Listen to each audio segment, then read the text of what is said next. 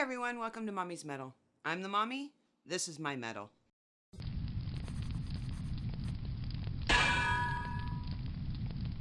I know it's been a while since I've posted a video, but life sometimes takes priority over the things we enjoy doing. It's been a stressful couple of weeks, and in the interest of Mental Health Awareness Week, I'll let you know that I have bipolar disorder type 1. So an unusually stressful week means that I don't even get dressed during the day, I don't get my shower, I don't do my hair. Hence no videos, because trust me, you do not want to see me in that state of mess. We were going to put together a blooper reel, but the hard drive containing all the raw footage for the show was inexplicably wiped, so we lost everything, all the graphics, all the logos, and all the raw footage. So instead I've put together some playlists for you to listen to that are mood-based and not genre-based. These lists are made up of bands that I've been exposed to so far in my journey, but I'll keep adding songs as they come up and if they apply to the mood of that particular list. I figure that if you guys are anything like me, you have every intention of listening to the bands that I have mentioned in previous videos, but you haven't really gotten around to looking for them yet.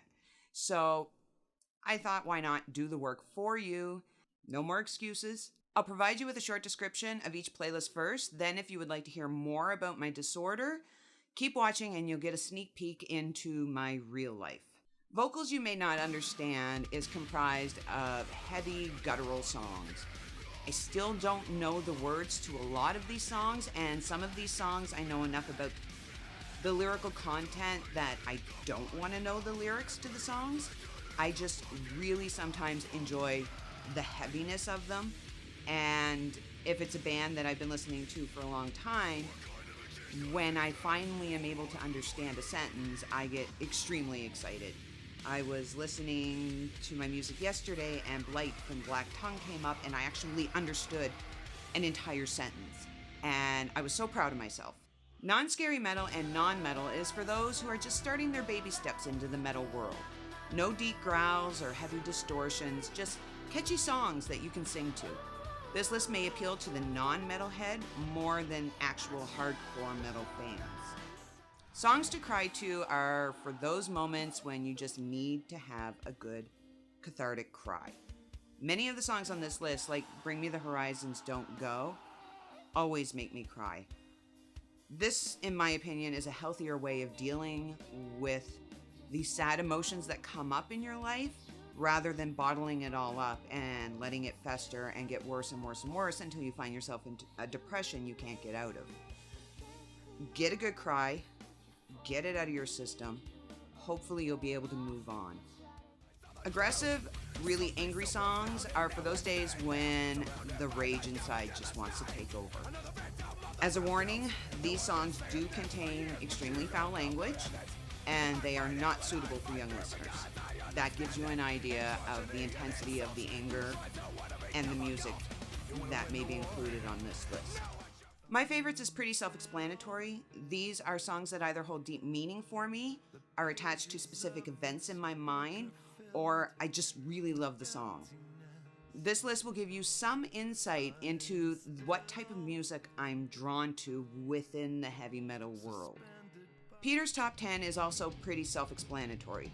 If you're curious about the person who recognized my need for metal and who continues to guide me musically in this genre, check out this list. Peter prefers heavier music than I do, so the list may not appeal to novices. If you're curious about this friend that I keep talking about, I will provide a link to his Facebook page in the playlist description so you can go check him out. He's open to discussing music with anyone who's serious about it, so send him a message if you want to have a musical dialogue with him. Ambiance music is comprised of instrumentals and would be perfect for quiet nights at home, sitting around a campfire, or just relaxing with a glass of wine or a cold beer. Someone Hurt You or People Bug You is a list of songs for when you just want to flip someone off or someone has hurt you in some way. They range from really, really angry, you've betrayed me type songs to you broke my heart songs. It's a good list when you feel that you've been wronged in some way by someone else. Fun to sing or dance to is made up of songs that will encourage you to move to the music and sing out loud to the top of your lungs. This is a really fun list It usually gets me pumped and gets me going, and it helps to elevate my mood. Songs to Chill To was originally labeled stoner music, but after watching the latest episode of Lockhorns, I realized that stoner music is defined by the sound of the guitars rather than songs that actual stoners would listen to while having a session. So this list is now called Chill Out Songs, but you don't need to be a stoner to appreciate the music. Many of these songs could fit into the ambiance playlist, but I wanted to keep that one strictly instrumental. These are also songs that you can just chill out to at night if you would like songs with vocals. These are the songs that you would want to listen to. High energy songs are songs to pump you up. Whether you're at the gym, doing housework, or just need to expel some extra energy, these are the songs that will get you going. You will be bouncing around, you will be going full steam ahead, and at the end of it, you'll feel like you had a workout. Inspirational songs are intended to give you that encouragement you need to keep going. If you've lost faith in yourself, in your God, others around you, or just need to hear someone say that everything will work out in the end if you just don't give up, this is the list to listen to. I listen to a lot of these songs multiple times a day on days when I really need the encouragement. I need to hear what I'm feeling right now is not necessarily how I'm going to always feel. There was a time when I absolutely believed the lyrics of these songs. I'm trying to get back to that. I hope you enjoy the lists I put together, and as I said earlier, I will be adding to the list as songs come up that fit. Musically, that's it for this week. I mentioned earlier that it's Mental Health Awareness Week, and so I'm going to talk about bipolar disorder, which affects both my husband and I, but in very, very different ways, and the very real impact a diagnosis like this can have on someone's life. I actually have written at least 6 scripts to go with this topic because I wanted to get it right. The first one seemed too negative.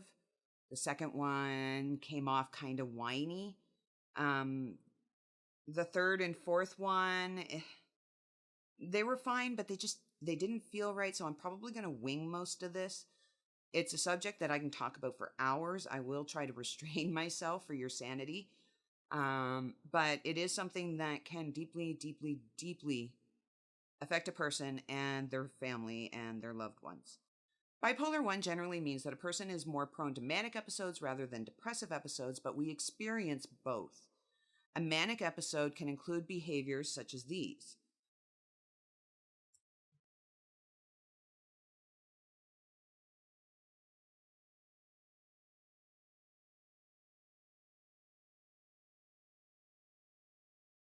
Then there's the depression that can kick in, resulting in the inability to get a shower, to get dressed, to have relationships, to see a light at the end of the tunnel. Symptoms can include behaviors such as this.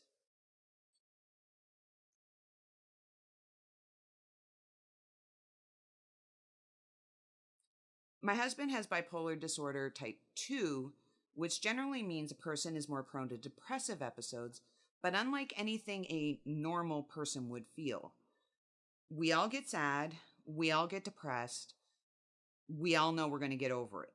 With bipolar 2, it's a despair that grabs hold of you and drags you further and further down, then sits on your chest and makes it impossible to get up again. You don't believe there is an end to this depression. You don't see a light at the end of the tunnel. This is all life has to offer you. Sometimes you're aware that what you're thinking is distorted, but that does not help how you're feeling. You can give yourself as many pep talks as you want. If you are so depressed that you are exhausted to the point where you can't even move, a pep talk is not going to do anything. A depression like this is actually impossible to get over without medical intervention. The 3 main things that make bipolar disorder different from ordinary mood swings are intensity. Trust me, they are so much more intense. Length. They can go on for days, weeks, months, and even years sometimes. And interference with life. Bipolar 1 and bipolar 2 share many similarities, but the extremes are polar opposites. My husband can experience hypomania, but not full blown mania like I do. Just like I can experience depression, but not full blown depression like he does. The treatment for bipolar disorder usually includes medication in conjunction with therapy, which is better than the treatments that were available even 100 years ago, where you would be immediately institutionalized. Unfortunately, these days, medication is extremely expensive and therapy is also very expensive. And most people, by the time they get these diagnoses, are not in a position to pay for the medication or the therapy. And it turns into a cycle of never enough. There are never enough services available. There are never enough therapists available that do pro bono work or that are available through the Canadian health system. There are therapists for free here, but there is a year and a half waiting list. There are no psychotherapists that are for free. And that is the type of therapist that my husband desperately needs to go see, because a normal therapist is not fully equipped to help him with his more extreme depressions. My husband was diagnosed about 10 years ago, but before he was diagnosed with bipolar disorder, he was diagnosed with depression and treated accordingly.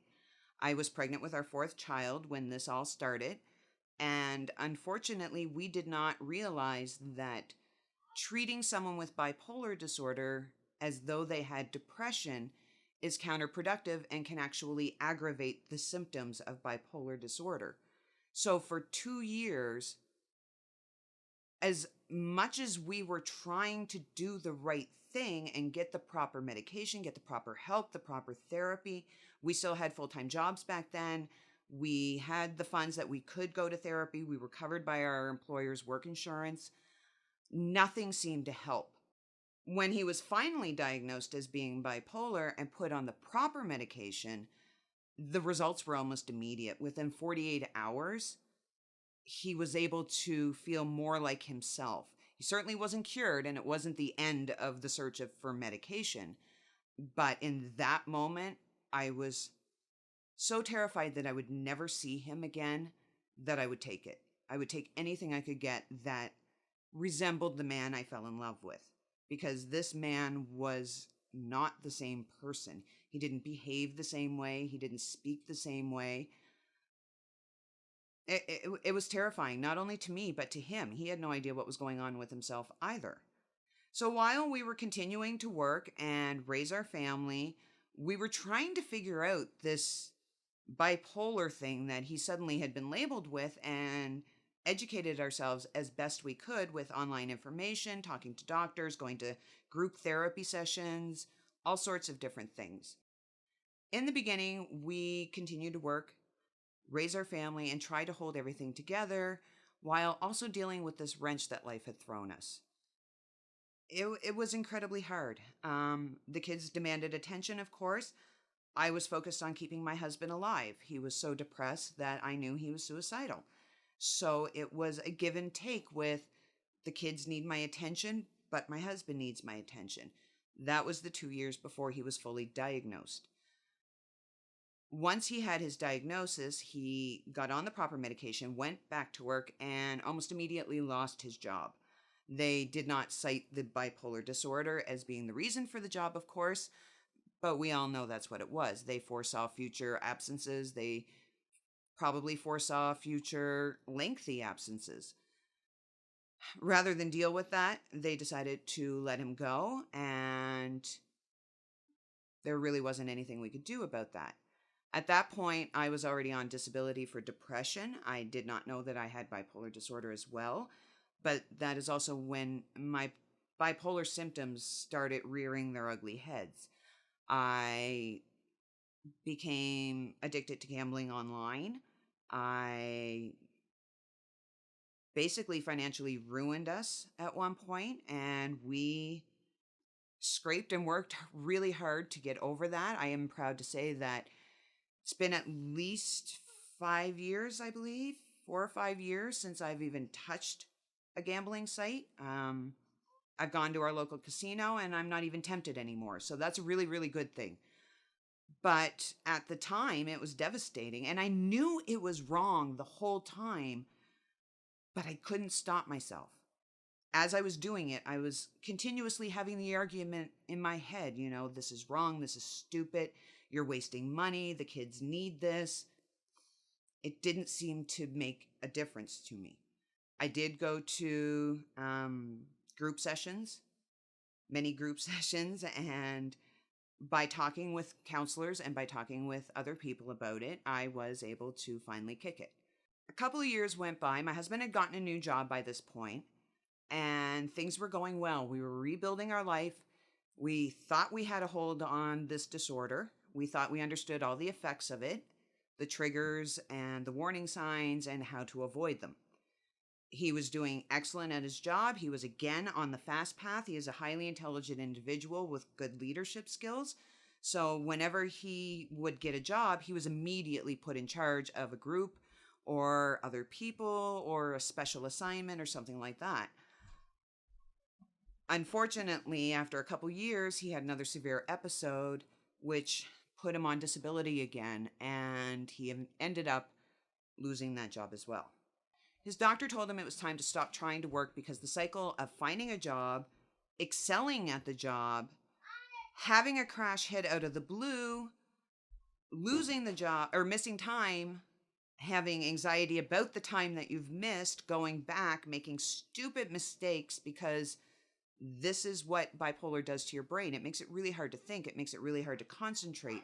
You can't problem solve properly. You can't handle tasks appropriately. Your memory is shot to pieces. You are not at your optimum performance level. And the constant cycle of going to jobs and doing well and then crashing, his doctor told him you have to stop. It was not helping to stabilize the disorder in any way, shape, or form.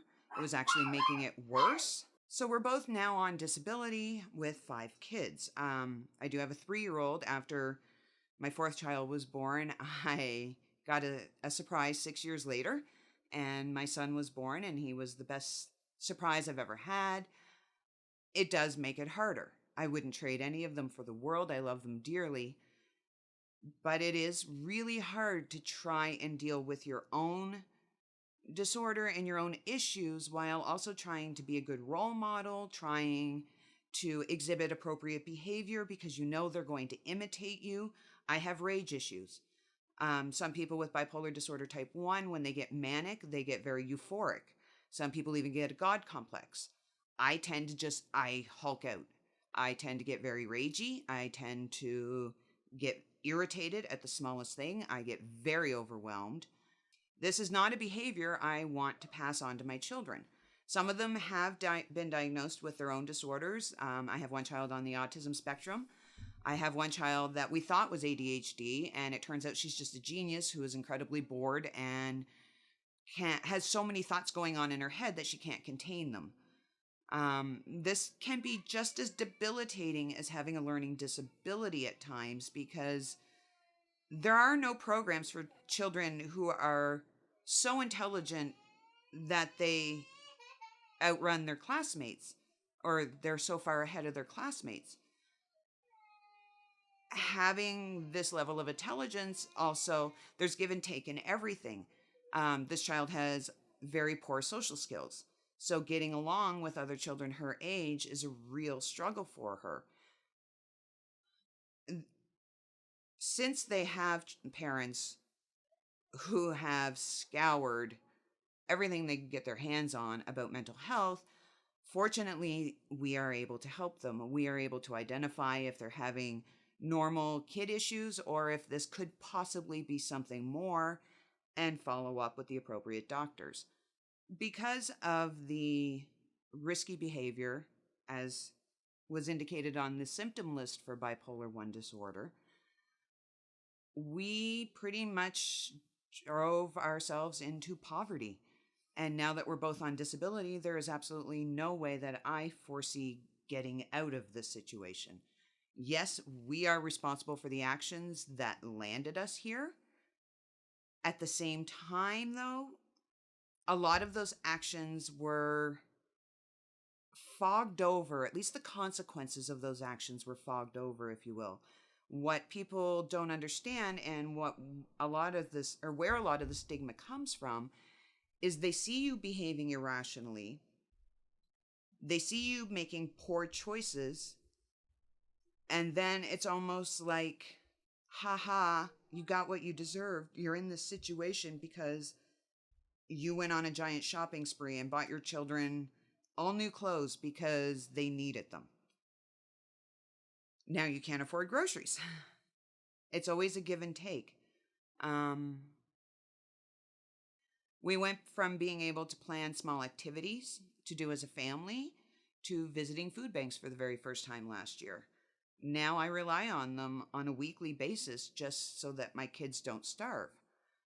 It's not enough, though. I thankfully have amazing parents who ensure that the kids always have food. But again, this lays an incredible amount of guilt on me because this is not a situation they should have to worry about or deal with. My parents should be enjoying their golden years. They should be, relaxing on a nice hot beach somewhere, enjoying a vacation for the first time in their lives. Instead, they have to take care of their grown child and her children, and that's incredibly humiliating. If my husband is in a depressive episode, he can't get out of bed for days on end.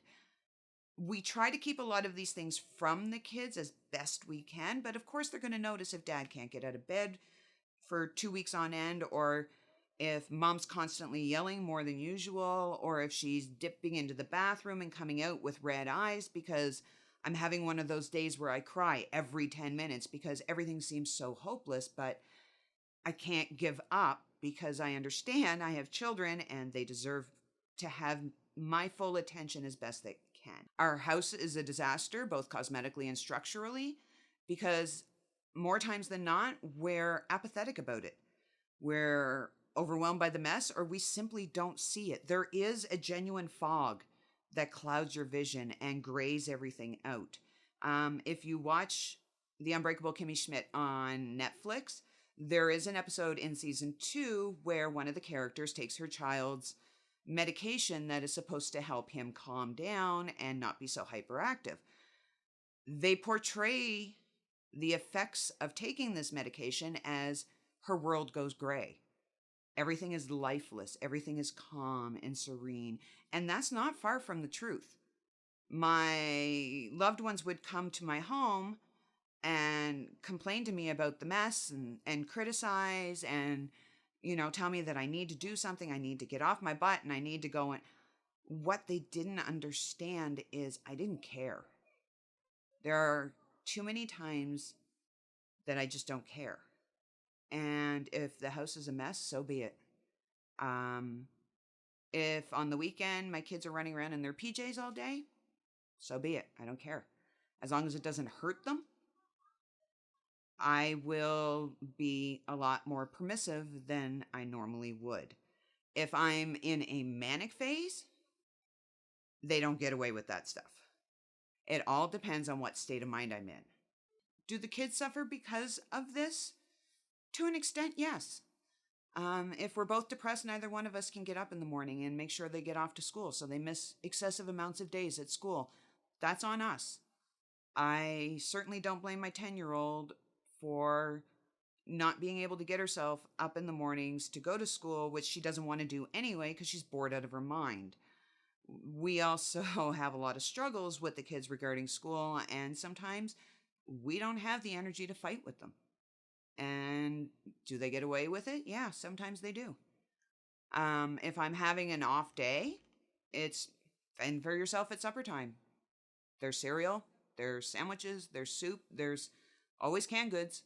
I just sometimes can't bring myself to cook a simple meal.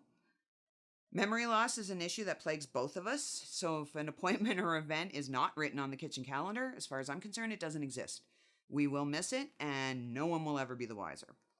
Or when you're around large groups of friends and family, there's bound to be someone talking about a vacation that they're planning, a new car they're thinking of buying, house renovations they're doing, back to school shopping that they're planning. And I can be really happy for them. I am so proud of my loved ones, and I am so happy that they are excelling in life and that they are getting to enjoy all of these experiences and pass them on to their children who also share in a lot of these experiences. Inside, though, I'm sobbing because my house is literally falling apart. Um, I'm worried about how I'm going to feed my kids tomorrow. I'm worried how I'm going to clothe them because the secondhand clothes that I have to buy them now no longer fit. It can be really, really hard to try and figure this out while you're in the midst of being a parent. We do have stable periods, and when these occur, we tend to interact more with other people. When we're in our manic or depressive phases, you don't see us. We don't leave the house. When we're feeling stable, we do go out. We have, activities. We walk to the park with the kids. We do what we can. But when other people interact with us in those moods, they believe that's how we always are and think we're making up the whole bipolar thing. Trust me, we're not. You, like I said, never get to see the bad side. We don't want you to see the bad side. It's not something you need to see. So if you do know someone with bipolar disorder and you're thinking to yourself, well, I was just with them last night and they seem absolutely fine. I think they're making this whole thing up. No, they were having a stable period. They found a medication that seems to be working, or they found some other alternative that seems to be working, and that's why they were out with you in the first place. A lot of people are lucky enough to find a good regimen of medication, therapy, doctors, the whole 9 yards, and they lead very, very, very productive lives. I am happy for people like this because it gives me hope. At the same time, it's been 10 years and we still haven't found the magic cocktail version for us. We still struggle with medications. I'm actually off my medications now because I couldn't afford them anymore. I don't recommend that anybody go off your medications without talking to your doctor first. I did talk to my doctor, and I am on more natural remedies to help with the irritation and agitation that I experience. But I do recognize that I could very well be heading into a mania, and that's why I stopped my medication. He's keeping an eye on me. My husband is keeping an eye on me. And if I need to go back on, I will. I have no problem with going on medication other than the cost. My husband has been on numerous amounts of medication, and while some will work for a few months, it always seems to wear off and we're right back where we started. That's what a lot of people don't understand either, is that as soon as you seem to be stabilized, that is not necessarily the time to run out and get your life all together, because you've got to make sure you're prepared for the next fall, which is going to come. For all those people who think that we're just milking the system and being lazy because we're on disability, I'd like to dissuade you of that thought right now. I would never choose this life. I would never choose to raise my kids this way. Combined, we get enough from the system to survive, and that's about it. Yes, as I stated earlier, we helped to put ourselves in this situation. That was a direct result of the disorder that was not being treated at the time. When we are rational and stable, we are very responsible. We are very responsible with our money, and we are very responsible with children.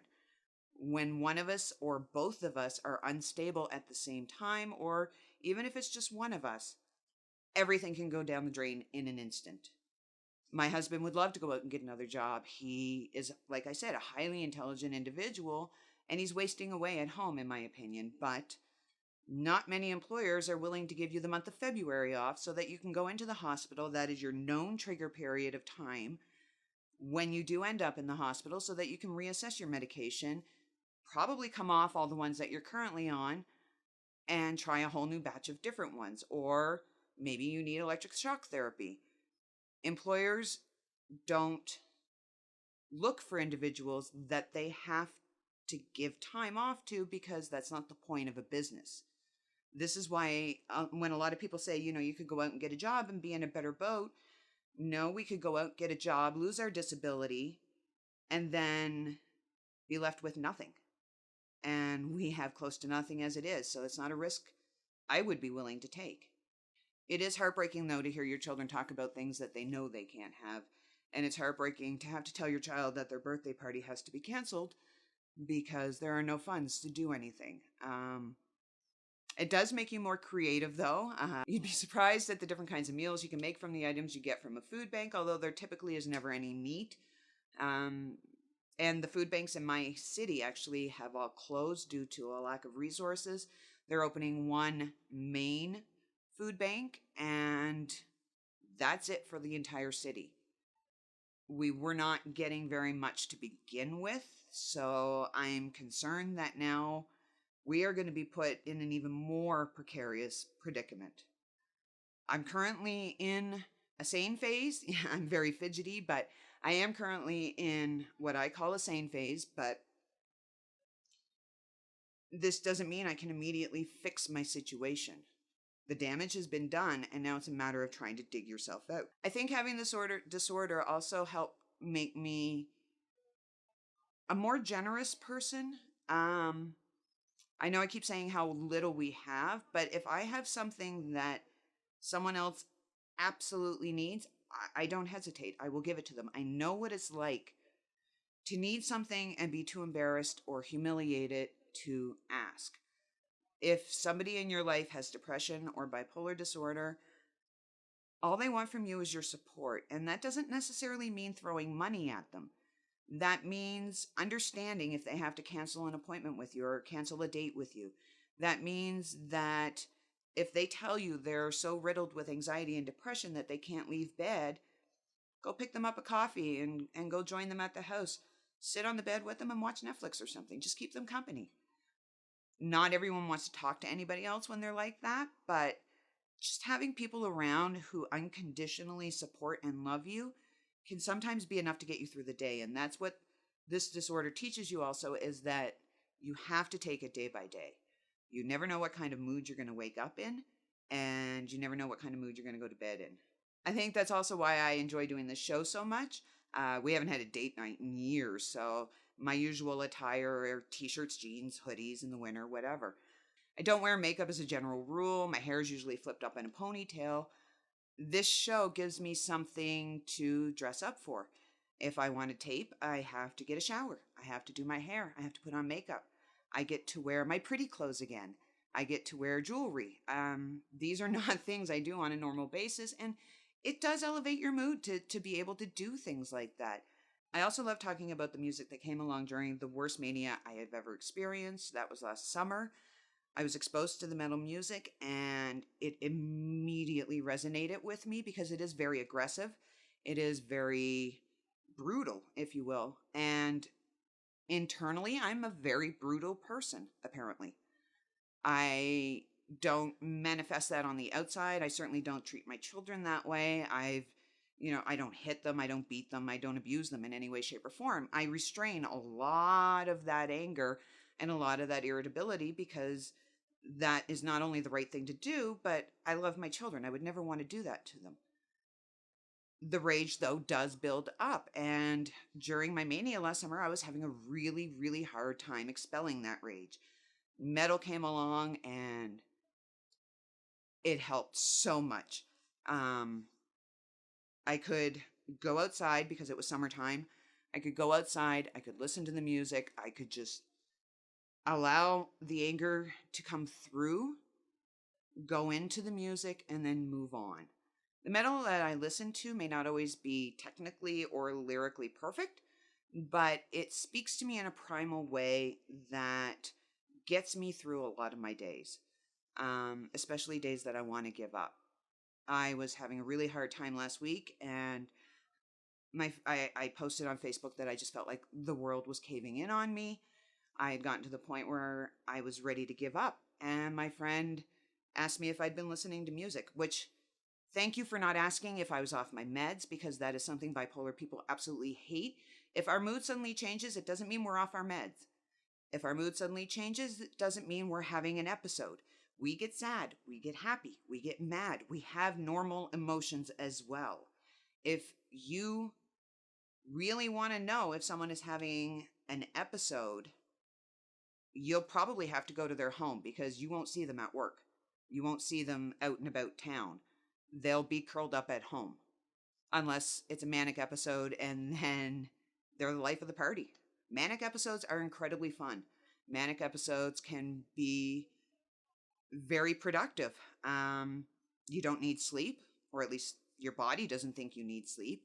You're just go, go, go, go, go all the time. A lot of people see this as, hardworking individuals who are extremely ambitious. They don't know we know the crash is next. There is never a high without the following low. And while you can enjoy the mania, the back of your mind is always constantly reminding you, get ready for the crash. I guess the bottom line I'm trying to get across is don't judge people with mental health illnesses. You may understand the illness. You may understand people, or you may know people who have these illnesses. That doesn't mean you know everyone who has this illness, and you don't know everyone's life story. This goes for any mental illness that's out there, or any illness. You have no idea. Just stop judging people. You don't know their stories. There's always a reason why something is the way it is, and it's possible that person is doing everything in their power to make it better. You don't know. I don't have an answer. I don't have a solution. I know the only hope for my children is to grow up and be successful, and then they can get out of this life.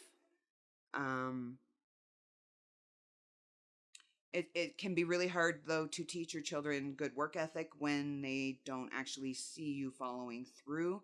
That can be a challenge. My husband and I were both extremely hardworking individuals. We were both excelled at our jobs. We've both received numerous awards and commendations from our employers for the work that we did do when we were there. A lot of the kids didn't see that, or they don't remember it because they were too young. So now it's walking that line of trying to preach that they need to be successful while we're still struggling with day-to-day living. I want to make it clear that I'm not whining or complaining about my life. It is what it is. We deal with it every day, the best we can. There is a need for improved services, especially therapy and drug plans, because if you are like us and you have pretty much devastated your finances due to this illness, you can't afford the methods to get better. That is something that really needs to be looked at in the healthcare system. Mr. Trudeau, if for some reason you ever get a chance to see this video, I have hope that you understand and that you are working on a plan. I don't have a plan, but something needs to be done. I could go on and on and on and on and on about this subject, but I think that's enough for now. If you would like to ask me anything or leave a comment, you know where the box is down below. Please leave your thoughts or questions and I will absolutely look at them. I will also be leaving a link to bipolar disorder in the description below so that you can go and educate yourself on it. And that is the key thing that most people with mental health disorders want from their loved ones. Educate yourself on it. More and more people just think they automatically know because they saw a movie that dealt with it, or they read a book that dealt with it, or they had a friend who experienced it, but they only really got involved in this friend's life after they've already stabilized and dealt with it. This